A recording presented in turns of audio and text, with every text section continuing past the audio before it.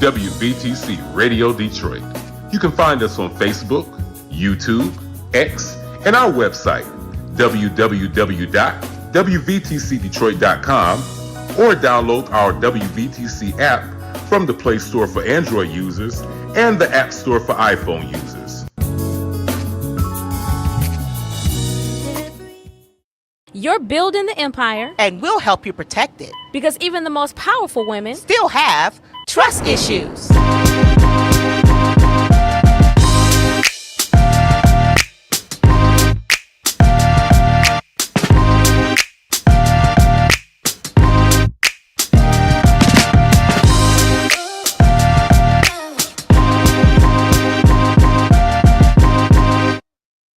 Hello. Hey, Hello. How are you? I'm good. How you doing? Oh my goodness, what a day. Yes. It has been a busy day, but I'm not complaining because I love the work. I love what I do. Yes, me too. So it's a great day to be here and to be able to share some things and to be with my girl. I'm always good.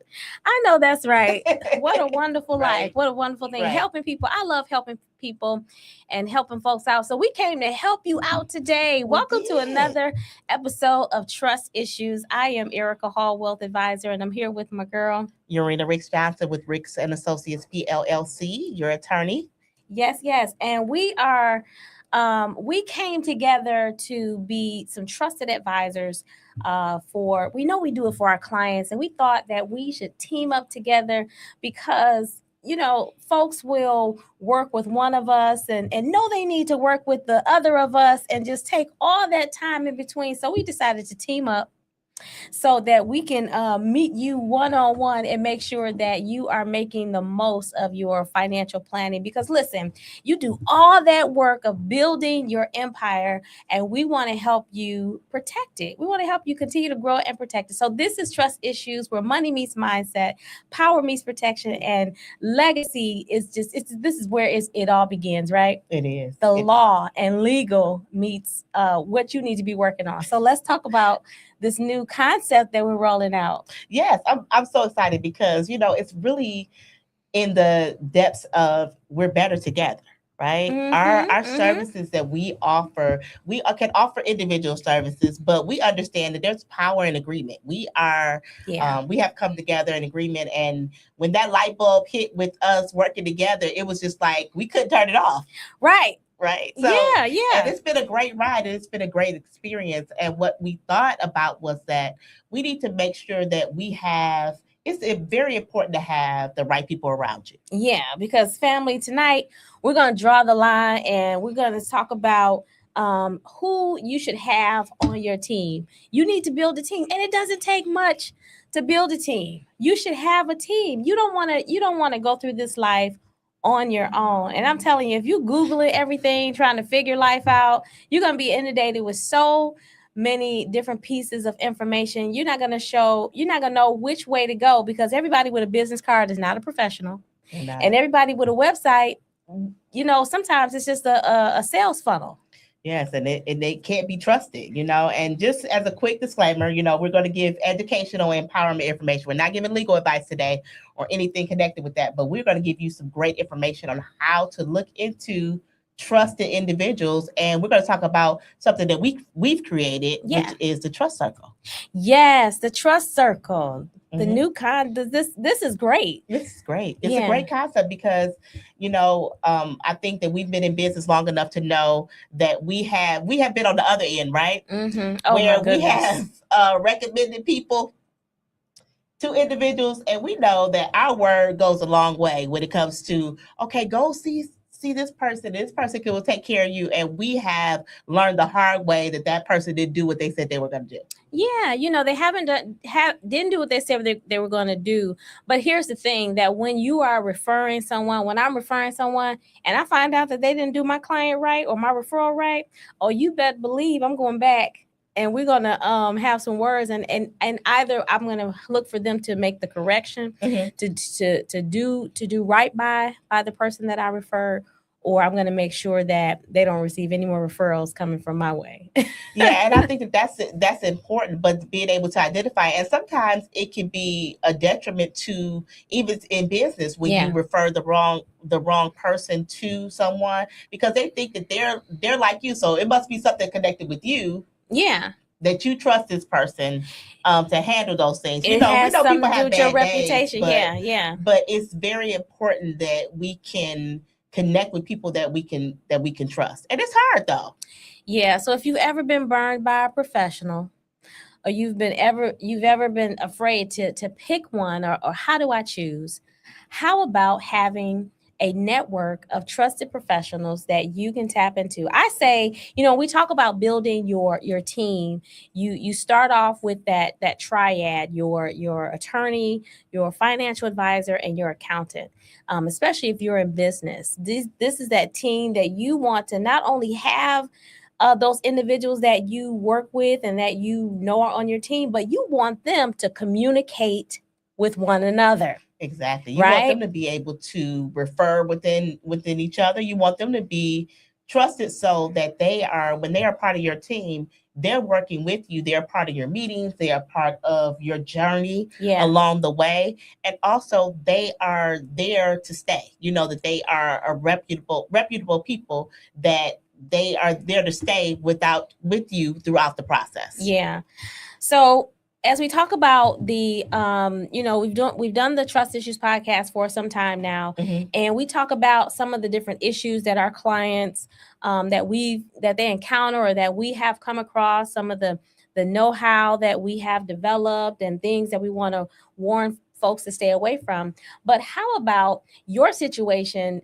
Is typically unique. It's a unique, every time you tell your story, you're like, well, I don't really fit into this category and I don't fit into that category because this is what's happening with me. And when you're telling that story, how about having your trusted advisors around that table, sitting at the table, all working on your behalf?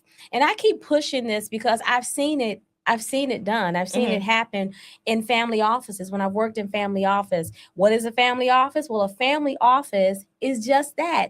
It's a financial team that works on behalf of your family. And all of the professional effort is circled around your family's goals, your family's financial well-being, as well as your legacy planning, your generational strategy, your investment strategy. I mean, that is something amazing. And there are folks out there who have dedicated family offices. Those family offices can be single family offices. That's for the ultra wealthy. And then you have multi-family offices where multiple families can share a financial team.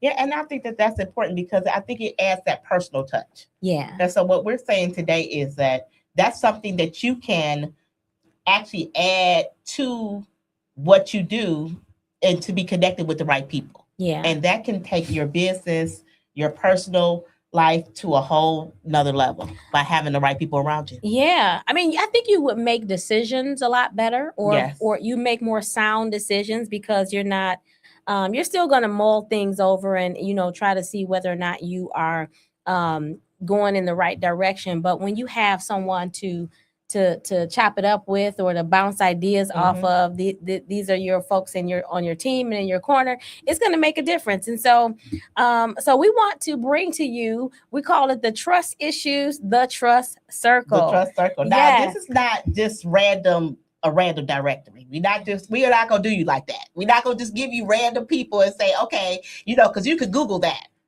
Google is out there.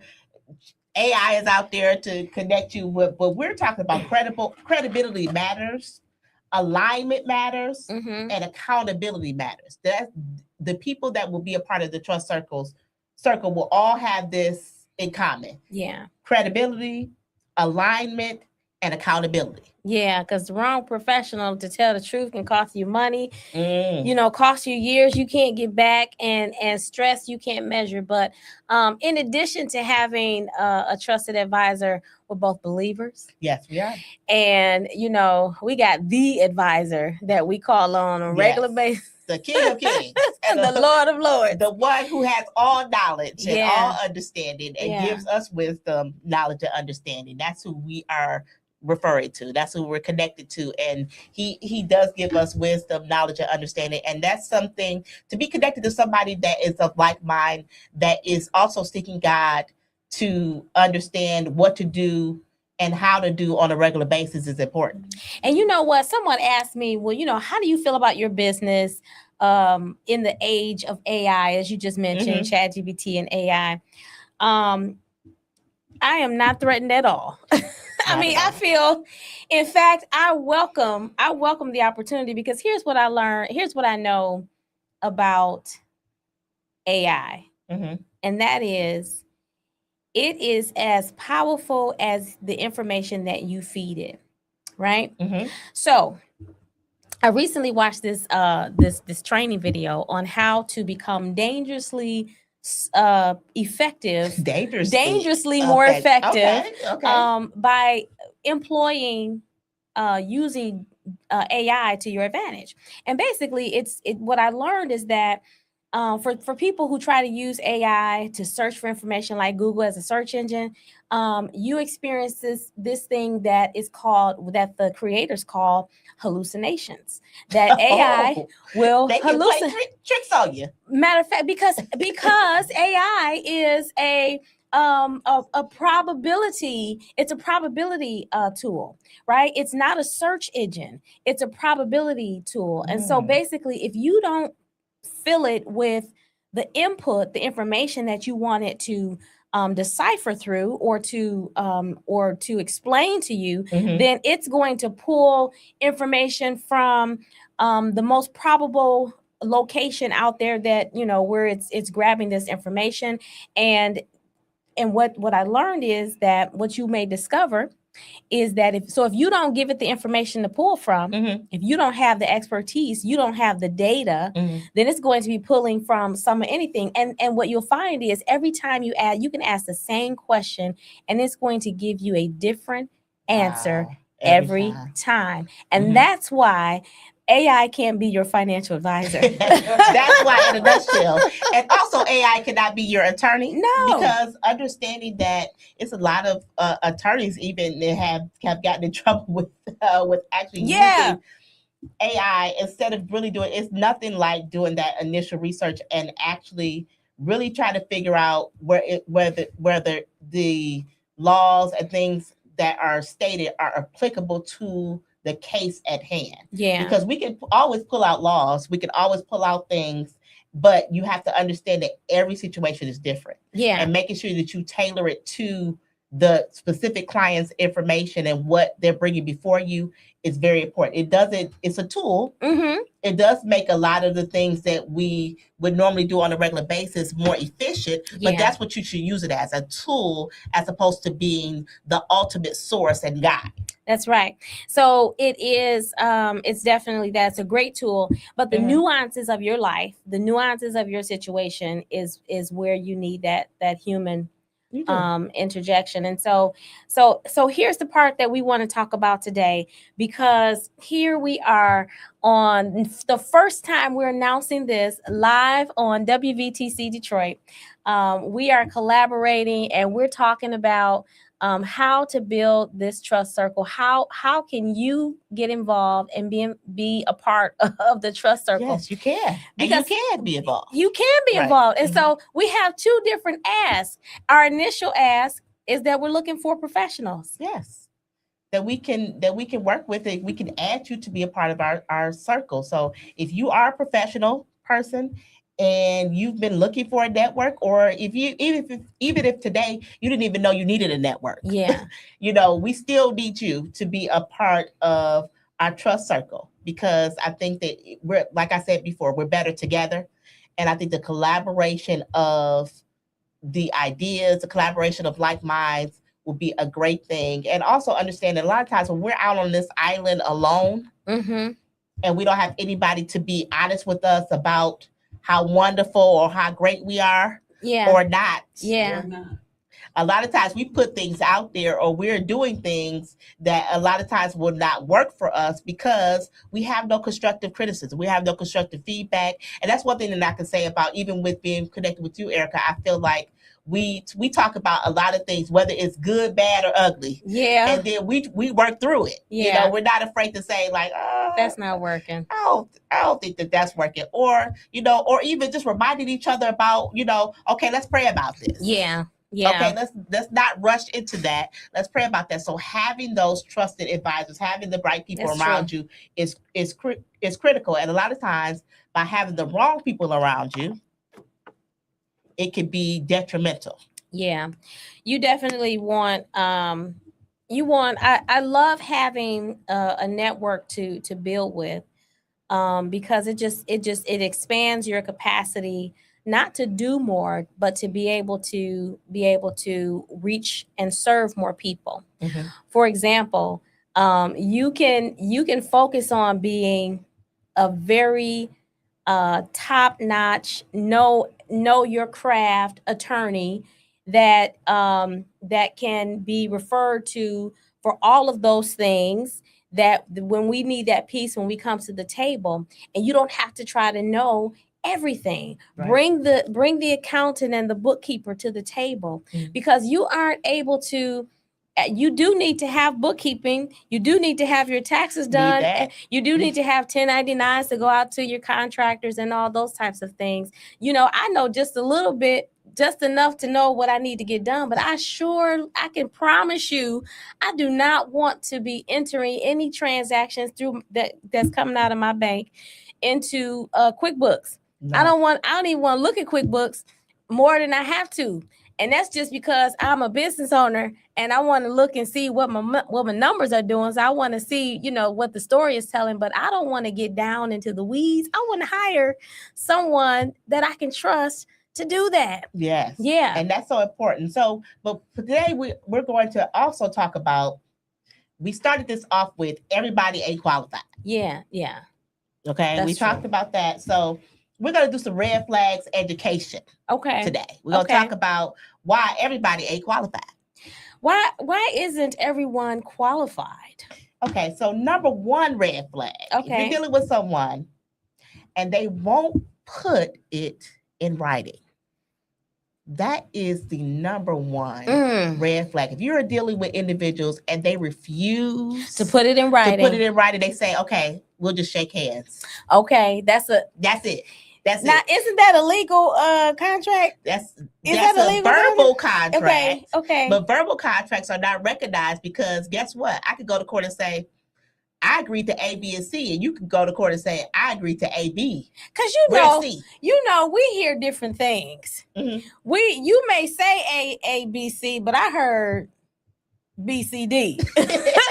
F, G, H. Right, because that's what I need. And you're right, put it in writing. And it's so interesting because I was talking to a family member the other day, and we're going into a venture together, and they want to use their person, and I want to use my person, and they're like, well, my person said they could do this, this, and this. I said, well, here's my person's contract. And then, here's my person's proposal. This is what they can do.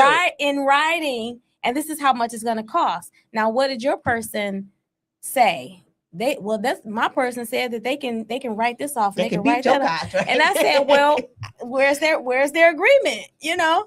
And I was thinking about that too. I said, you know, that person can tell us anything, but what we find when we get down into the thick of it is that all they have to say is, oh, well, I didn't know you were going to be doing all this. It's going to cost you more. But if you don't have something in writing to go back to, then you don't have a leg to stand on. And let me give you some legal education. Yeah. The court is looking for the writing. That's the guide. Yeah. They expect business people, whatever you wanted to have in the contract, they expect for you to make sure that you have it in writing. That's what they're looking for. They don't like to interpret things outside of that. They want to go directly with what you put down and help you. Now they can help you interpret it like, okay, this is what this meant and this is what that meant. But they are looking for the writing. The writing governs the agreement between the parties. Yeah. And so making sure that someone puts that in writing and don't leave anything for chance, even if it's something that you don't understand. Well, let's agree to this and let's initial this. How about when you got those people just coming to the house? They still do that. People just coming to the house and they're gonna do like the handyman or the they're gonna I don't know, do your plumbing. Handyman gonna give you a warranty. I don't know. So let's talk about that. A red flag? Is that a red flag? Let's talk about that. Because the services that we get sometimes, but just at least having them before they leave, say what they did, write down what they did. Those things help, at least, especially if afterwards you have a flood or something, or afterwards something happens or goes around, exactly what is going on because you have something, or at least knowing what they did. Yeah, definitely. But just having them work on things and then you don't know what they did, and so if something goes awry, they may have been working on this part and then this goes awry, and then you're blaming them on the other side. You're blaming them for something that they didn't even touch. Well, I think I was being a little facetious about the handyman because I think that's the lesson that I learned, or that we learn in life, about the warranty, right? About the warranty. And even with owning vehicles that are more high end, and how you can violate the warranty by having someone unauthorized do certain, different services. Yeah. And they have no right to, the company has no legal obligation to honor that if you do something outside of the writing. Yeah. And so those things, like I said, they governs what you do. So if you do something outside of that, just knowing that the court of law is not going to go ahead and allow you to be able to move forward when you don't have those things in writing. So that's the best thing that you can do, is making sure. Yeah. So we got a question. Is there a 72-hour cool-off period for things signed in your home? That is not a law. That is not a law. That's a myth that a lot of people think.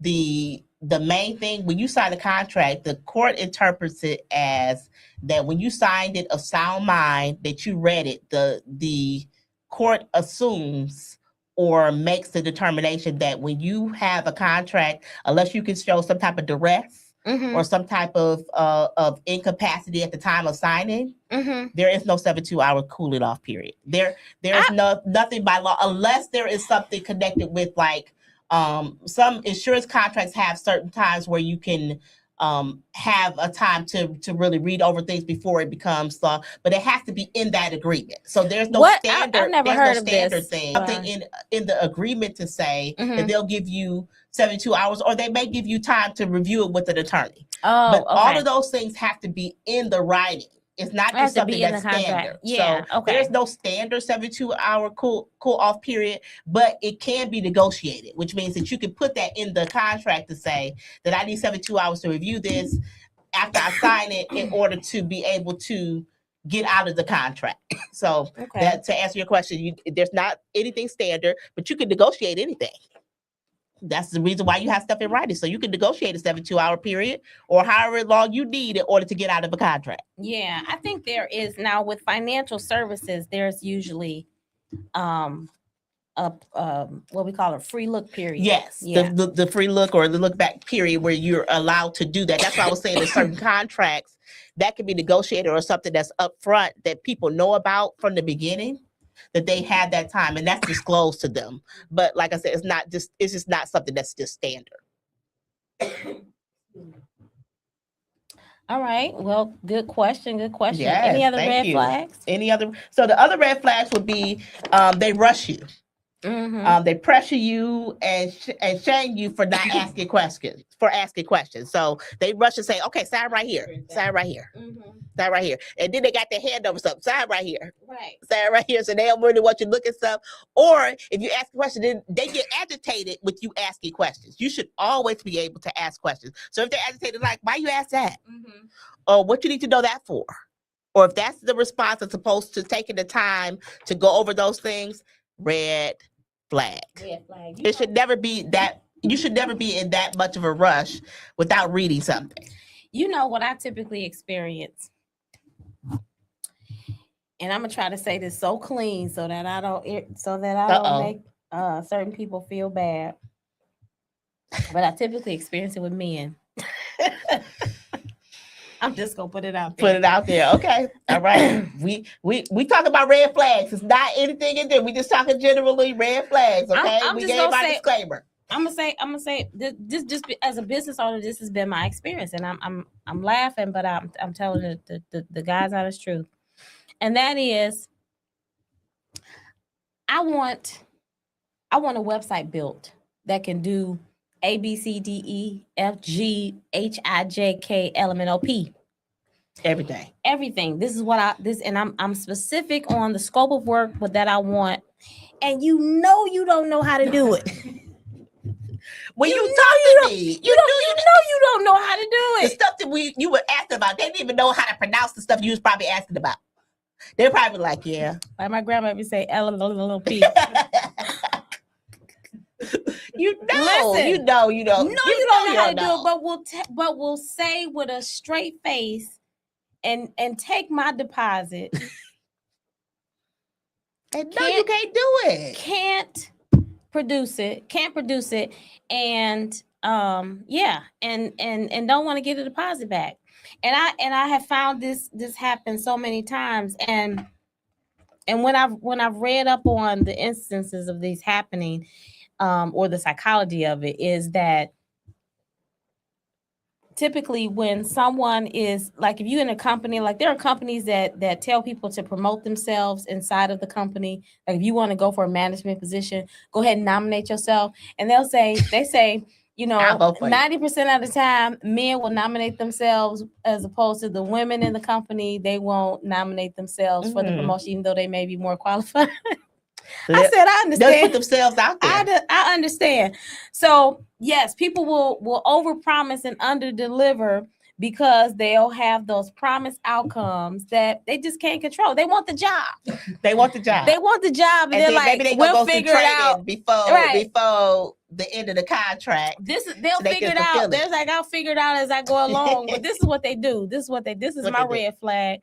They'll kick the can down the road, or they'll keep putting the onus on me, saying, "Oh, you never did send me that piece of paper you was supposed to send me with the information on it." I'm like, I done sent you that 3 times.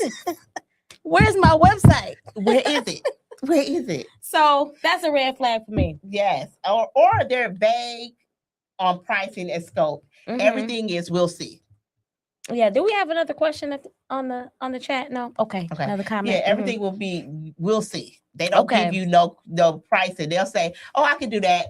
It'll be around, about $200, but give or take." Wow. Around $200. Give or take. Whatever. Yeah. Right. They're not giving you get the bill and it's $500. Yeah. That's give or take. That's their give or take. Yeah. See, because you didn't get clarity. Yeah. So their give or take was a $300 difference.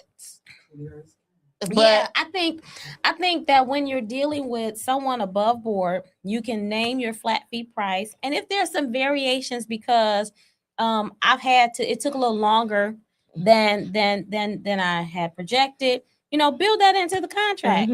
Build that, because that's understandable. And then also I've learned in business, sometimes it's about, valuing the people's relationship and valuing things. It's been a lot of times that I have just, if I wasn't clear, I've owned up to it and saying that, okay, if this wasn't clear, then I'm going to take the hit. Yeah. Okay.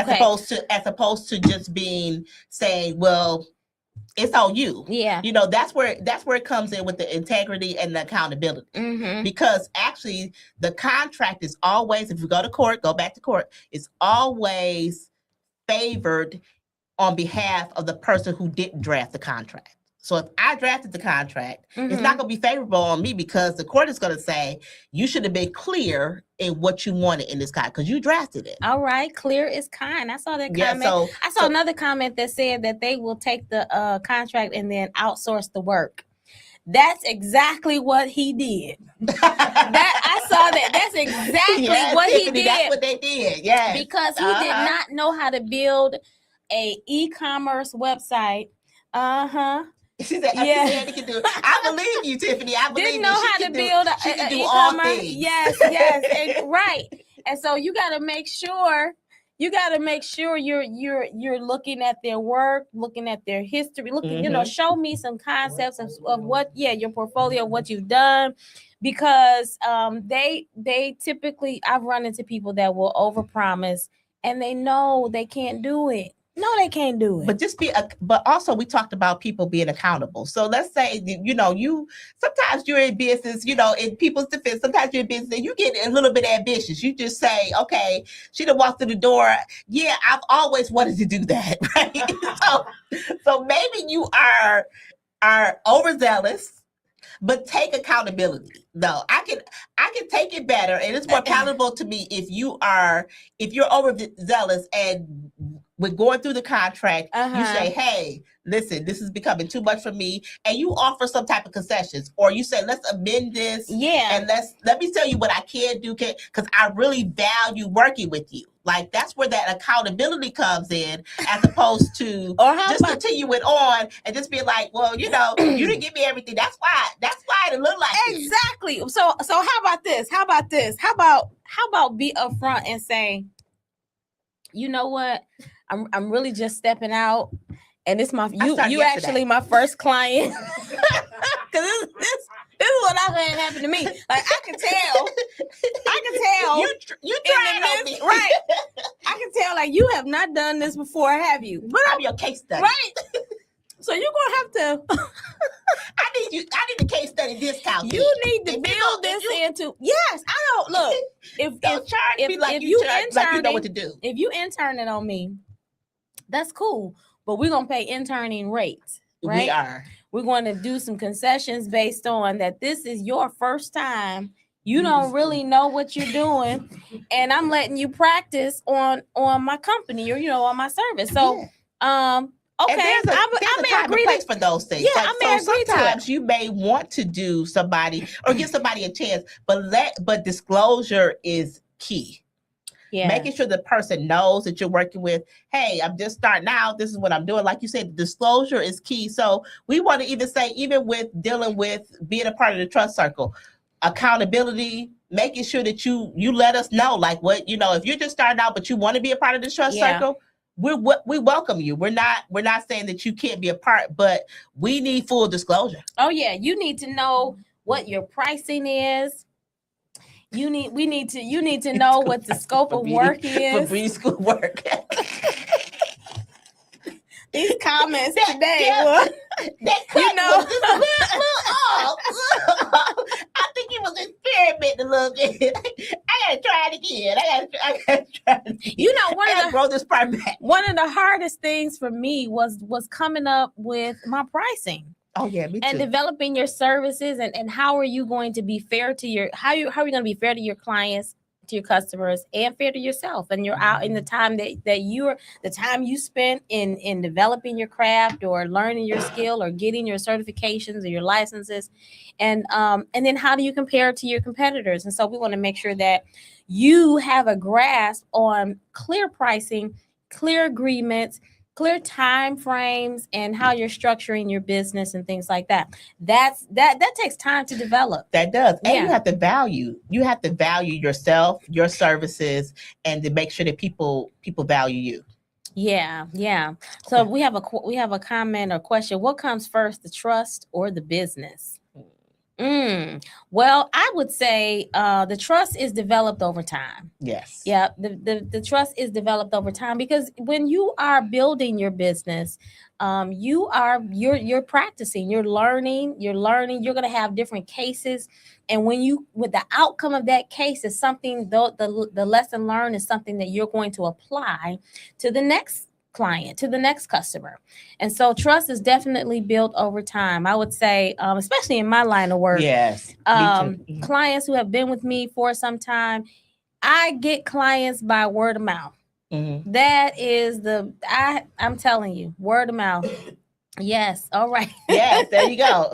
And There we Look go. at We got Erica will deliver. Take it from me. All right. Give her your money. She will take care of it. Yes, she is a woman of integrity. All right. A woman of God and a woman with integrity. I'll see you your gift. I'll see you your gift, Regina. Regina, yes. I love it. Thank but I can verify that. I can vouch for that. She is definitely all of that. All of that, what you said, and more. Amen. And so it's very important, like you said, that we have somebody that you trust, but also understanding that the process in business, they are learning, and there are teachable moments in business. So you have to make sure that when you go throughout business, it took time for me to develop people in my circle that I trust. Yeah. But that also came with me getting people that I got burnt by to say, okay, all right, this was my trial by fire. Yeah. That's what I call it, trial by fire, because a lot of times you can't trust what's happening. And I remember my first case that I ever handled with in court for a bankruptcy client. I was just learning bankruptcy, and I did the pre-interview. If you know anything about bankruptcy, so you have to do a interview or a hearing with the trustee, which is a court-appointed attorney. So I had thought that this client was a previous client of one of the senior associates, and he had told me that everything is good with this client. This client's gonna go in. Yeah, I've already went over it with him. He's gonna go in there and he's gonna answer the questions. He already went over the questions. I already went over it with him. So you just need to show up for the hearing and just handle the hearing. Okay. So I get into the hearing, talk to in front of the trustee. As soon as I asked the person a question, he started going off script. He started just talking, just giving all kinds of information, disclosing things that we never knew of that was in the file. I'm looking at the file and I'm looking at the trustee like, what's going on? I don't know what's going on. Yeah. Right. So in that situation, that was really like trial by fire, because I had to really trust that the senior associate had actually went over this with the client. Yeah. And that didn't really happen. Oh no.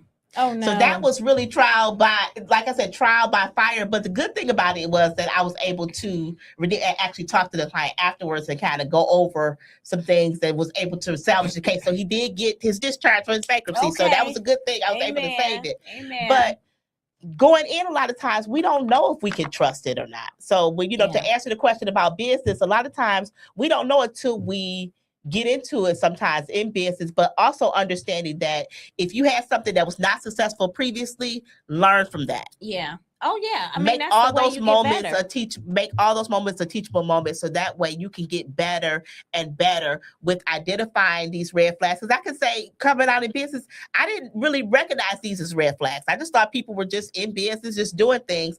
I didn't really do that. So I think it takes time, it takes experience, and it takes learning from the times when you are burned. Oh yeah. Yeah. We have a question. That definitely helps you learn. Should I create a trust first? Oh, okay. So you're asking the trust. Okay. The trust document. Sorry about that, Andre. Yes, you should create the trust first. The trust is the foundation. When we're doing estate planning, a trust is a foundation. So create the trust first, because the trust has to be assigned to the business interest. So you should always create a trust. So you should create a trust and incorporate the business, or start the business and then create a trust. So number one, you should do the first part. You should create a trust and then incorporate the business. Okay? Because the trust will be the foundation of, if something happens to you, that's how those assets get assigned within the trust to your heirs, to whoever you designate. So the best thing to do would be to have that trust as a foundation, because the business complements the trust. Yeah. The business helps to fund the trust. Yeah. So initially, my recommendation would be to have the trust first, have that whole plan set up. So on the back end, as you grow in business, you don't have to worry about not having that trust in place. And we can always add to the trust as we go along. Because if you start another business and another business and another business, as those businesses dissolve or pay out, it can go into the trust. Yes. Yeah. So it could all be connected. So that's a great question. So yes, you should always start out with the foundation, which is that estate plan, that trust. Okay. He was talking about the actual entity. Right. No, I understand. And I'm glad that was an excellent question. So, making sure that you establish those plans are key to that. And so we want to talk a little bit more about they promise that last red flag we want to talk about. They promise outcomes that they can't control. So a lot of times when we get into business and we know that we can't give people a deadline. I stopped a long time ago giving people deadlines, especially when it comes to court and when it comes to an outcome, giving people firm deadlines and numbers. But some people, that's what they want, right? And I have to keep shying away from that because I cannot be it's certain things out of my control. I can't control the court. Yeah. I can't control the court times. Yeah. I can tell you my experience.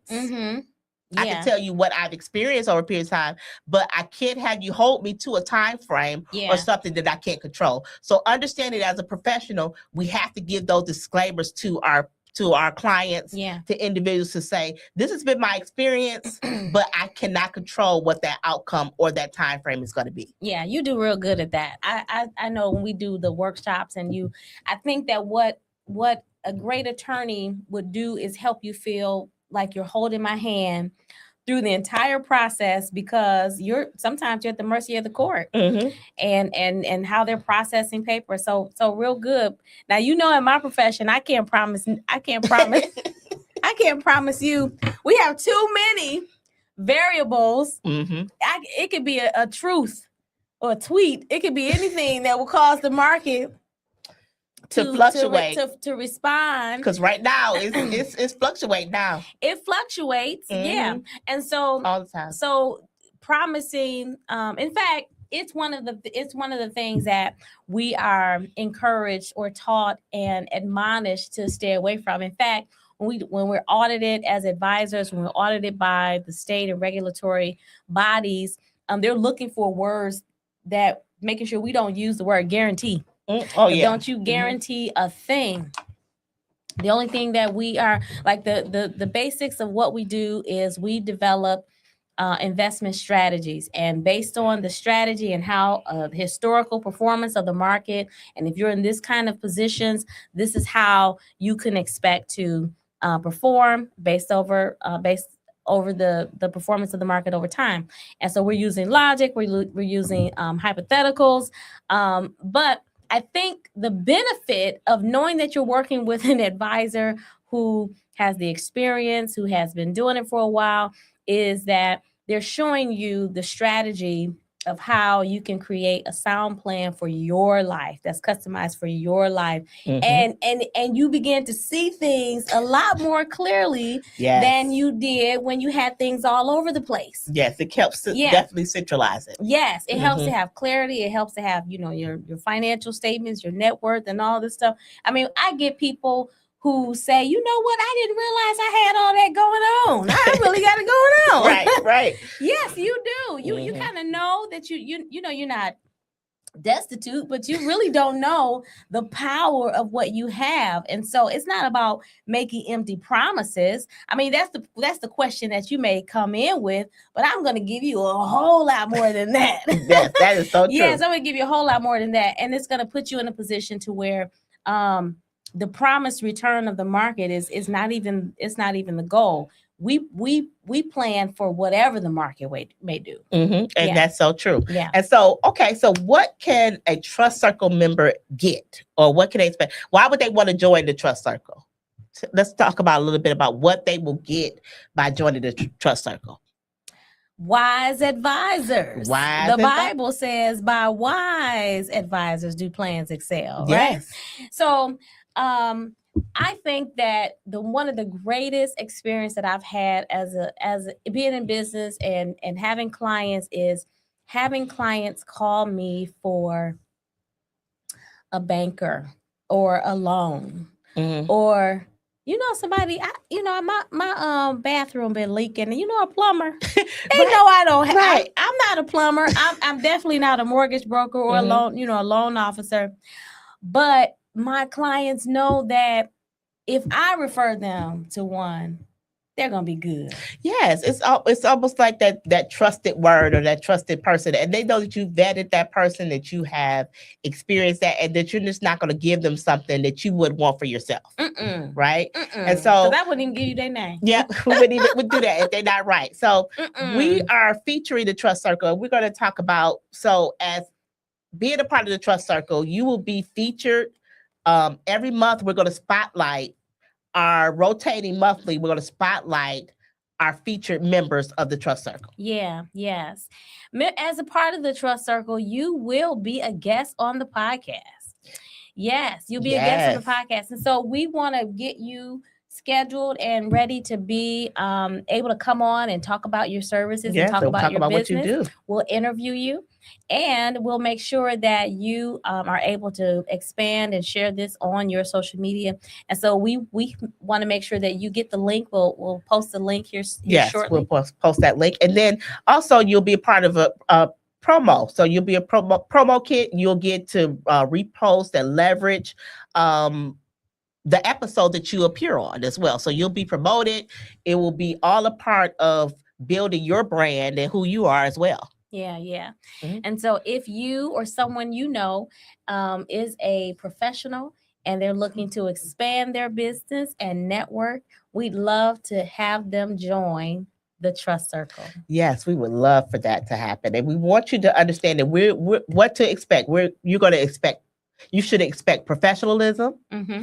ethics. The people around us have ethics. They're professional. They value you and the customers and all the people that they are around. And there's going to be cross promotion. We're going to promote each other. We understand that we're better together, and we're going to promote each other. Yeah, let's talk about ethics. Because you know, we say that word and we just throw it out there sometimes, right? We throw it out there sometimes. And as you were saying that, it just made me think mm-hmm. about why I work with some people and why I don't work with some people. Why you don't work with some people? Well, because like for you, I don't have to question whether or not you're going to do what's right. Mm-hmm. You're going to be above board. You're going to consider, we can, but it's not profitable, you know. And by profitable, I don't mean making money. I mean, it doesn't profit our spirit. It doesn't profit our relationship. It doesn't profit our reputation to be underhanded or, you know, mm-hmm. to do things like that. And so ethics says that I got a call from a person who used to be a client. Okay. And the only reason they weren't a client is because the only reason they didn't continue to be a client is because when I moved my my book to a new broker dealer, they never responded. And so I couldn't move their account. Okay. And I moved it to Schwab. And so something happened in their life and now they want to move the account. So now they're calling me in a tizzy. And I said, well, wait a minute. Didn't you say that you received a notice not to move anything? They said, yeah, but I want to move this before. I said, well, you know what? Now that you've told me, I can't do it. If you had asked me, if you had called me and said, hey, can you go ahead and move this over here? And you didn't tell me the whole story of what was going on. My ethics says I can't. Now that you disclose that, now that you disclose that, I have to act accordingly. Like, you know, even our ethics when it comes to being an attorney, you know, it definitely is attorney-client privilege, which is the highest privilege. So whatever you tell me, I can never disclose it, but I do have to act accordingly. Yeah. I do have to act in a certain way, and I have to uphold the law because I have a license. Yeah. That I have to maintain. Mm-hmm, mm-hmm. And there is a certain institution called the Bar Association that looks to make sure that I am upholding the ethics of carrying this bar card that I carry around with me. Mm-hmm. So making sure that I uphold that, but also understanding that, you know, beyond the ethics is that I know I have to answer to God. Yes. That he's the ultimate mm-hmm. person that keeps me in line, right? To make sure that I'm pleasing to him. Very much so, because of that relationship that you have with God, he continues to open up the windows of heaven and pour you out blessings that you don't have time to answer the phone. They're ringing off the hook. Amen. And God is good. And God can bless, and He's the ultimate person that connect you to the right people at the right time, at the right moment, to walk into a purpose that you never even thought about. Yeah. Now unto Him that is able to do exceedingly, abundantly, above all we could ask. Or I even hadn't even thought about it. I hadn't even thought about it. He's open. That's the God that we serve. Yes. And He can connect you with people that you would have never thought you would be connected to, in a space where you never thought you would be, all by being obedient to Him. As strategic as we try to be, you can't out strategize God. You are not smart enough to figure it out. Sometimes stuff happens so good and falls in such the right places that when I look back, I'm like, I'm not even that doggone smart. I can't. I'm not even that smart to have forgot. When I look back, I'm like, whoa, you put that together. And I am so grateful. And I'm gonna move and be responsible. I'm going to be a good steward over what God has placed in my lap, because that's a poured out blessing. It is. These are poured out. This relationship, that's a poured out blessing. And so I'm going to be a good steward. I'm going to be trustworthy. Yes. I'm going to be all I can be, because this is something that, as I was sharing with you the other day, that I prayed for when I was in my 20s. I remember when I was in my 20s and I was looking at all of the movers and shakers in the city of Detroit, and I said, one day I gotta get my team together. I gotta have me a team.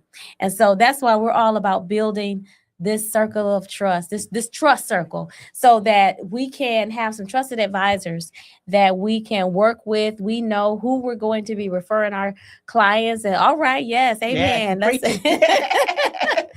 Yes, because we want to excel, we want to do well, and we want to make sure that listen. One of the greatest experience I had when I was working at that family office was seeing how you had there's one client at the table. Typically when you're a professional, you have a bunch of clients. But imagine being the individual that you're sitting at the table, and at the table is your attorney, your accountant, your advisor, your real estate agent, and you're trying to figure out how to make moves for 2026. And this is what I'm planning. Here's and you present your plan. Hey team, this is what I'm planning to do this year. I want to disposition this property, and I'm planning on and buying this, and I want to invest in this. Go. How should I do it? Tell me. Right. That's how we supposed. Yes. And mm-hmm. we're planning on your behalf. I believe that's how it's supposed to be done. I believe that each and every one of you should have that experience, that you deserve it. Yes. You deserve it. So let's put it in action. It's possible. Yes, it is. Yeah. It's possible. And we want to do that for you. So if that sounds good to you, if that sounds like something that you want to take advantage of, come on, continue to be a part, follow, just get on the board with Trust Issues, and we will continue to bring some quality information and content, and just tell somebody. Just tell somebody. Yeah. Yes. If we have been a blessing, just make sure that you tell somebody, like and share. And then if you want to be a part of the Trust Circle, go onto our website, trustissues.live. And you can go on there, and it's a Trust Circle application on there. So you can be a part of Trust Issues Trust Circle by just going on our website and clicking on that, and we will contact you, and we can move forward with adding you to the Trust Circle.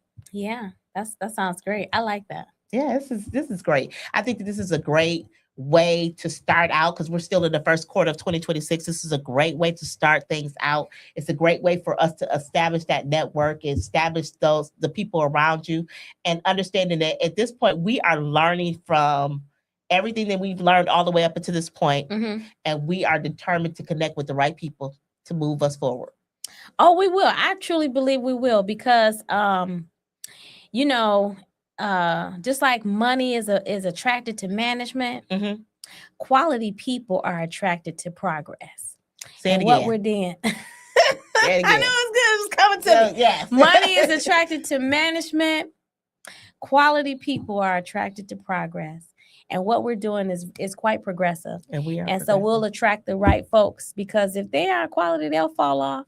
Mm-hmm. And yes, and we'll be able to do that. And this is a great way to be able to provide that one-on-one intimate services to individuals, and also have the great people around you to help you to go to the next level, whether it's in your business, whether it's within your career. We're going to connect with some great people over this year. So I'm excited about that. Yep. So if you're a professional, if you're a business owner, if you have a skilled trade, we'd love to connect with you. This has been a great time of Trust Issues on WVTC Detroit. We're getting ready to sign off. Yes. Yeah, it was fun. And I laughed so much because because this was some good stuff. It was great stuff. We are so glad to be able to do this. Make sure you go to our website, go on that, get that application for www.trustissues.live. We hope that you will connect with us.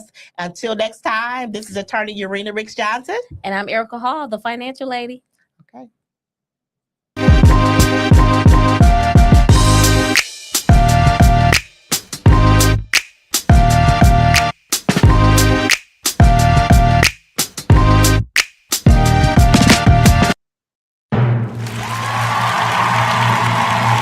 My goodness!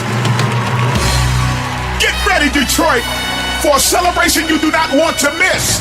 Join us for the Sandy Rose celebration, an electrifying evening honoring a powerful legacy of faith, leadership, and impact across gospel music, ministry, media, and community.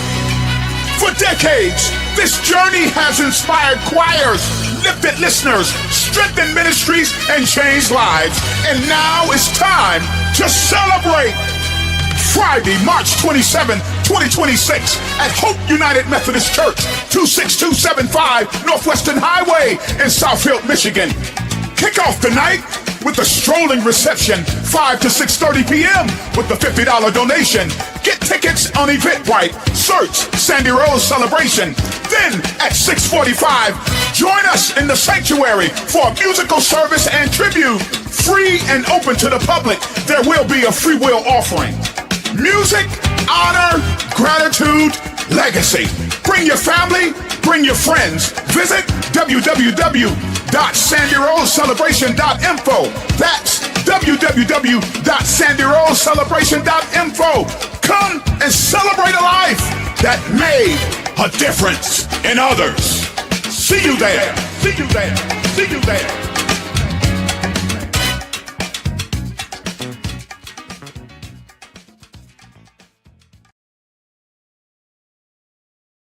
Hi, I'm Prophetess Joyce Hatton, and wow, I got something for you to do. WVTC Detroit is the place to be.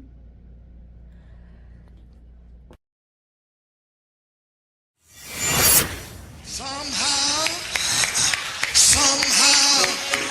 Lord, I've got to make Detroit, the birthplace of soul, the heartbeat of gospel music. But our gospel music legacy is at risk of fading into obscurity.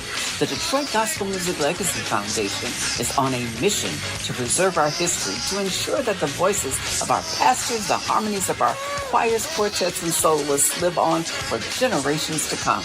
But we can't do it alone. We need your help. If you have Detroit church archives, obituaries, concert souvenir booklets, gospel LPs, radio shows, cassettes, or sheet music, don't let them vanish.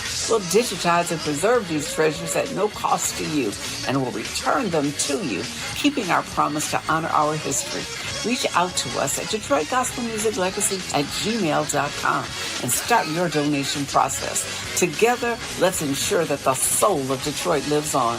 Donate your gently used items to the Detroit Gospel Music Legacy Foundation today.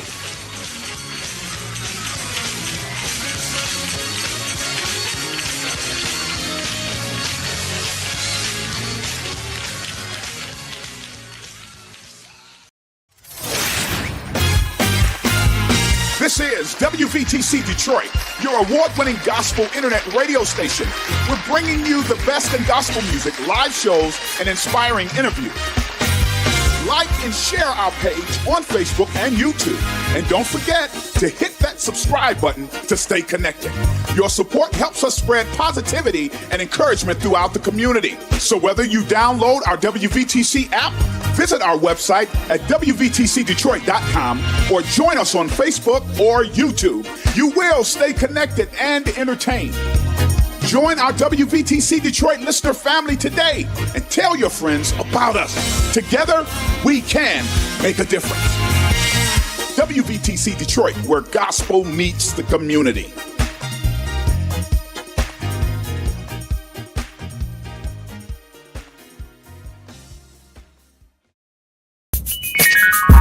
You're listening to WVTC Gospel Radio Detroit, and we're flowing in the Spirit.